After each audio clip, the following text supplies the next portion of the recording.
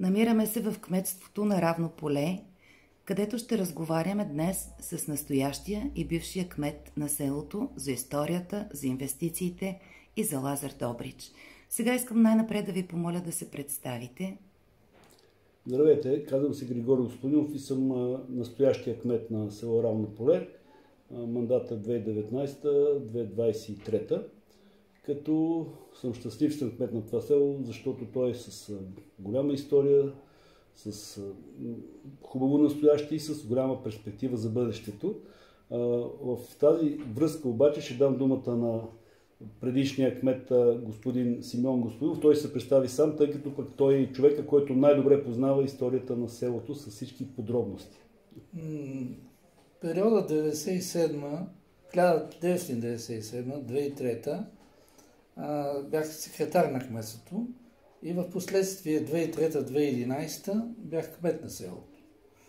Така че много от проблемите, проблемите на селото са ми ясни, а и виждам развитието му, така че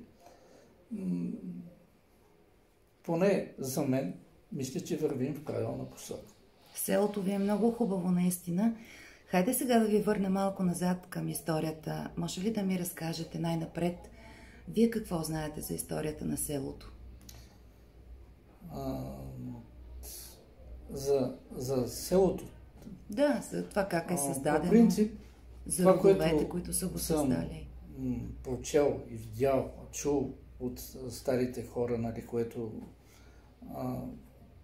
е, че селото в началото, съотношението, когато е било преброяването, е било 80 къщи български и 20 турски. Това е последното преброяване преди войната. Нали, говоря за освободителната. Дали Бея е бил по-напред или е имал село, защото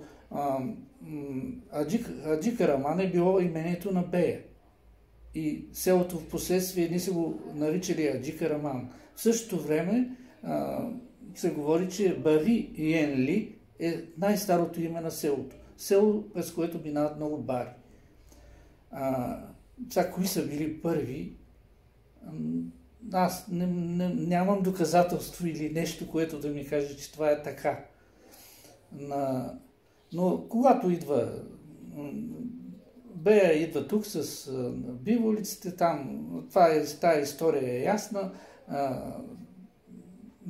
заселват се тук, харесва им и така. Но селото по принцип, високата част, която е тук на Брего фактически, там са били турската част, те са били 20-на къщи, може би, нали, 20 или 18, не знаят.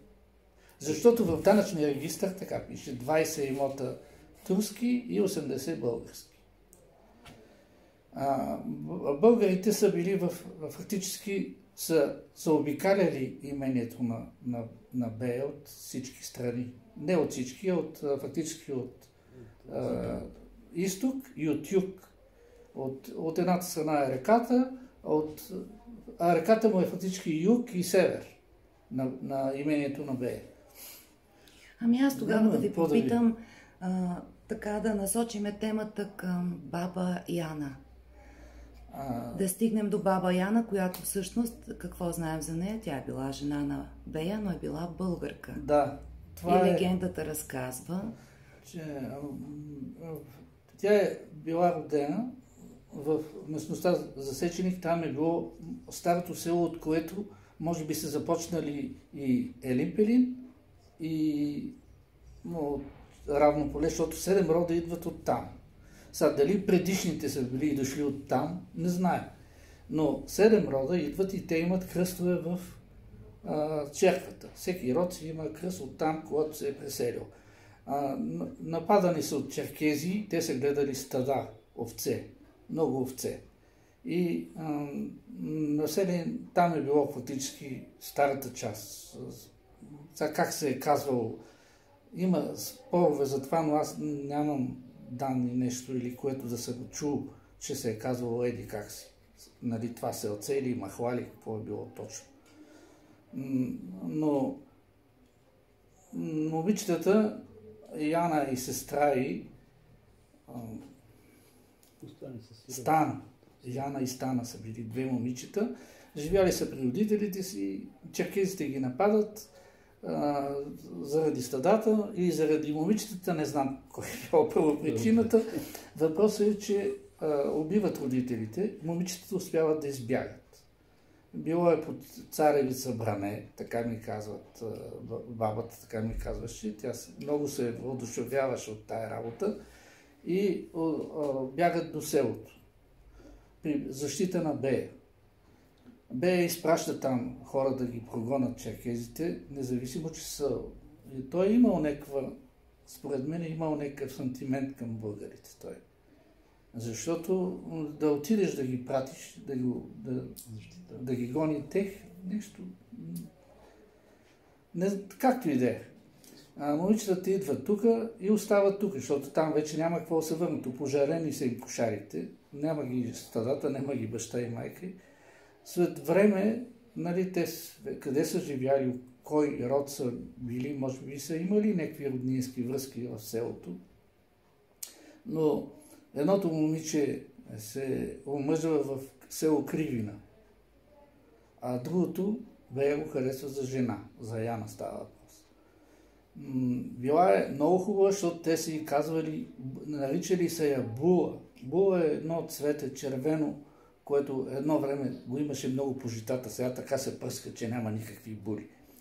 Въпросът е, че е била красавица и била и умна и е разбирала от земеделие, защото тя с файтон и са обикаляли полето да гледат къде какво са насяли хората за Бея. Защото хората основно са работили за Бея. И нашия род и по майчина и по бащина линия идват от съседни села, които са идвали тук да жънат или да работят и са настанили тук и са търсили защита от Бея. Защото същите работи са ставали и в Желява, и в Яна, откъдето идват нашите родове. Нали, специално за мен, по бащина и по майчина линия. Легендата разказва, че Бея не е можел да има мъжка рожба. Да, не е можел. Затова са някаква гледачка или какво там му е казала, че трябва да се ожени за българка. И така тя става негова жена. Да. И сега да отидем към днешните времена. Тук да включиме сегашния кмет на Равно поле, Григор Господинов. Нека той да ни разкаже какво открихте вие. Ами аз с голяма радост ще го съобща, тъй като много път сме говорили с Симеон Господинов по отношение на историята, така много често казвам, и аз в себе си много уважавам и Яна, защото той след това ще доразкаже пък какъв принос има тя към селото. Но за моя голяма радост, наскоро, преди около 2 месеца, започнахме да чистиме старата част на гробищата, тъй като ние имаме 2 части, новата сега основно се използва. Старата беше доста на много стари гробове, също тя е много интересно разделена още по времето, когато са населени гробовете, самата могила, на която се намира, е разделена по родов принцип и в момента изчистихме една част, която много давно не се използваше и намерихме един много голям кръст, който вече коментирайки с батко Мони, както аз го наричам, установихме, че това наистина е кръста на Яна, което много ни зарадва и твърдо съм решил да възстановиме паметта на тая жена, тъй като вече много малко хора знаят какъв огромен принос има тая жена за селото, за развитието. Но сега ще му дам пак думата, тъй като дори като се замислям и ми настръхва косата за това, тая жена какъв принос има и какво нещо е направила, как е успяла като българка, живеейки с Бей, да допринесе за българщината в селото и за развитието на всичко, така че пак връщам към него нещата. Тя има 2 сина. Единият е загинал от една от войните на Кримските войни, когато са били на Силистра. От селото взима 7 човека, които са, понеже Бей е трябвало да дава 300 коня при война, 300 коня на султана. Тия коне, той може би не взима 300, но взима определен брой и те се придружават от хора от селото. И това беше една от причините да се скарат едно време старците, когато беха почнали да пишат история. Другия син е трябвало да стане ходжа в джамията и е станал ходжа. Въпросът е, че когато идва освобождението, те заминават за Одрин. В Одрин загива и другия син. Яна остава сама. Стои известно време там и след, когато идва в Пловдив, когато е източна Румелия, била е под турско влияние, връща се в България. Не е искала да остане в Турция. И започва да разпродава част от имотите. Нали, на доктор Николов, който е купил тук много големи части от селото. Неговия дедо Никол, неговия дядо е купил големи части от селото. Може би 1/3 са били негови такива покупки. И от Диана, де факто. От Диана ги взима. Тя стои там до 1891 година. И тук идва в селото обратно при кмет от Яньовите, Александър Яньов или кой е, как е бил, така, мисля, че беше, то го има някъде написано това нещо, идва в селото и остава тук. Като почва да продава на хората, които искат имения, било е по жълтица за много место. Но парите тя не ги е взимала за себе си и ги дава за ремонт на черквата. И правят тогава, защото една част от вече когато, но парите, които е получавала, не ги е... Дарила ги е за черквата. На църквата ги е дарила, защото, може би, защото една част са били против това тя да се връща и да е в селото, защото има някои, които са завладели турски имоти, които не им се ще тя да е там. Този кмет е бил доста печен, изглежда, защото е успял да сложи ред в това нещо, защото цялото имение на Бея е било взето. И тя е живяла съвсем скромно някъде и с този кръплев род някъде е имало къщичка. Може би някъде, къде никой не може да... И аз не съм се сетил да питам, а и не имало кой да ми каже, нали, защото бабите се събираха там у нас при една круша такава с кладенец до нея и като почнат да говорят, за да мируваме, аз даже си мислех, че са по-скоро приказки, ама той изглежда, че някои неща са си бая истина. Стигаме до историята, в която баба Яна дарява на църквата част от имотите или парите от продажбата на тези имоти, за да я възстанови. Но в двора на църквата, доколкото аз съм запозната, има няколко паметника, за които ще ви помоля да ни разкажете сега. Има 7 родови паметници, които са дошли от, вече да договорихме, от Засеченик, от старото село, което е било, и 3 на руски войни. Съдейки по големината им, 2 са на офицери, единия е на войник, защото при отводняването на църквата, нали, защото отстрани направихме дренаж на 1,50 цялата около нея и намерихме ножа на войника и черепи, кости и такива работи. Отец е там ги освети, пак ги върнахме къде трябва, но ножа го давахме на историческия музей. И защото войника е бил от Новоржев, Псковска област.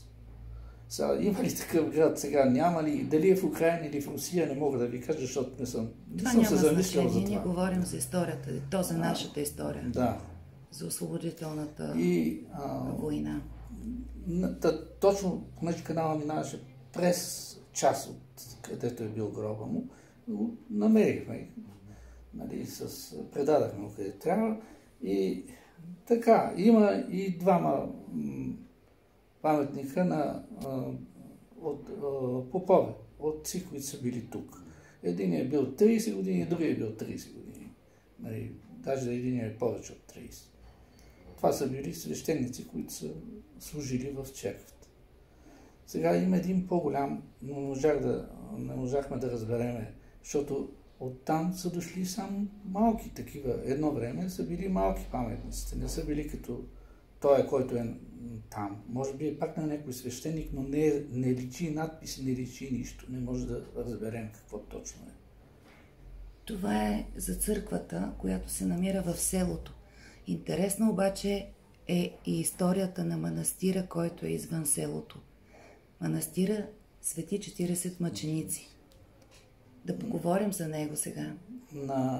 За него в селото се говореше, че първите, които са го възстановили след запалването, унищожаването му, са били Раньовите.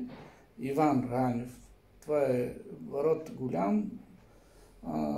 Той е загубил съня си и работил денем и нощем, защото не знам каква е причината. Се прибрал от войната, брат. Да, братите са му убити във войната, той остава жив, ама му става нещо. Да, и не може да спи нощно. И само работи.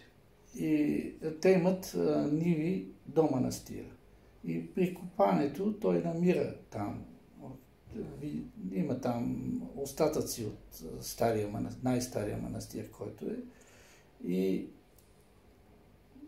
започват да разкопават, намират основите и почват да го възстановяват.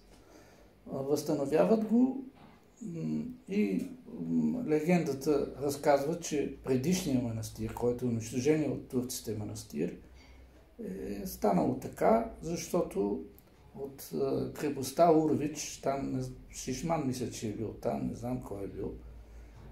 Въпросът е, че те са били, турците ги заграждат и нямат къде да взимат никаква храна. Имали са вода, но храна не са имали.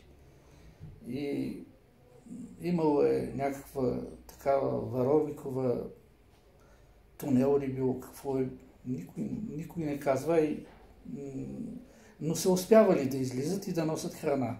И те са идвали тук от манастира, тук са им давали, събирали са им храна и са я носили там. Но турците разбират и идват, запалват, унищожават манастира, за да не... Детето, което е съобщило на кългерите, които са вътре, той е бил мъжки манастир, че идват турците, те го фърлят в кладенец. И 30-те години, когато чистят кладенеца, намират детски черепи, кости в кладенеца. Което потвърждава, че е истина това, че това е истина. 60-те години, за съжаление, линията беше такава, беше пак занемарен и унищожен манастира. И после 80-те го възстановихме. 89-та мисля, че започна възстановяването. Пак. Но времената са такива, че... Ние бяхме на манастира. Бихте ли ни казали нещо относно възстановяването в сегашния му вид?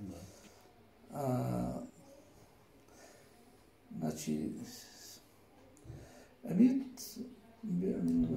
основно бизнесмени и дарения от верила, от бизнесмени, от хора, които се заселиха. По-заможните хора от селото дадаха парите, за да стане това нещо. Аз мога да се включа за последните 10 на години, тъй като вече ние по-младите решихме да се включим и да спомогнем за възстановяването. Това вече беше след първата вълна, когато беше възстановено основно. Така имаме няколко семейства доброволци, също от цялото село се събират дарения и възстановихме покрива на черквата, покрива на магерницата. В момента предстои, може би до месец ще сменим и покрива на един голям навес, който се използва за курбаните. Като наистина по-млади сме, историята съм ме слушал и от Батко Мони, и от други хора за това, че той също е много стар. Значи ние почнахме от възстановяването, но той по принцип два пъти е унищожаван до основи, а е създаден доста преди освобождението от турско робство. доста години. Доста преди това. Някъде.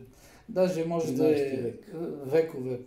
Да, поне по спомен, това, което аз съм чул и чел, е около 13 век създаден. Много е стар, мястото е уникално, като усещане, нали, много пъти ходиме там, събираме се. Наистина, явно светите места, където са направени манастири, са избрани не случайно. Той наистина е в полето, даже много хора не го знаят, питат къде е, тъй като го бъркат с манастира, който е горе на отбивката за магистрала Тракия. Той не е, това е Лозенски манастир. Като в момента мога да кажа, че така една моя мечта ще се сбъдне да направим един по-стабилен път до там, тъй като до там се стига само по черни пътища, но вече сме почти към края да изградим един път удобен. Много хора идват да го видят, тъй като го има и в картите упомената, но нямаше достъп до него. Продължаваме с възстановяването. Също така мога да кажа, че има голям ентусиазъм в селото и ще продължим да го довършим и да го направим наистина място, което да е приятно за много хора. Наблюдава се голям интерес от София, семейства идват от страната, малки деца. Така че манастира е, как да го кажа, един от символите на селото. Както вече казах и на друг път, ние сме не случайно сме го сложили върху герба на селото, който изработихме преди няколко години. Той също фигурира там като една от нашата гордост. Само да се върна за черквата, след 3 години, 2025 година, черквата прави 190 години от пускането и в експлоатация, тъй като тя 2 години по-рано всъщност е започната, като 3 години по-рано е започната, а 2005 година е влезла в започна да функционира и да е осветена. Така че, това можех да кажа аз за манастира. Правиме много често, имаме там курбани, които са много хубави. Това е благодарение вече на бабите, които знаят една рецепта, която за сега е тайна, но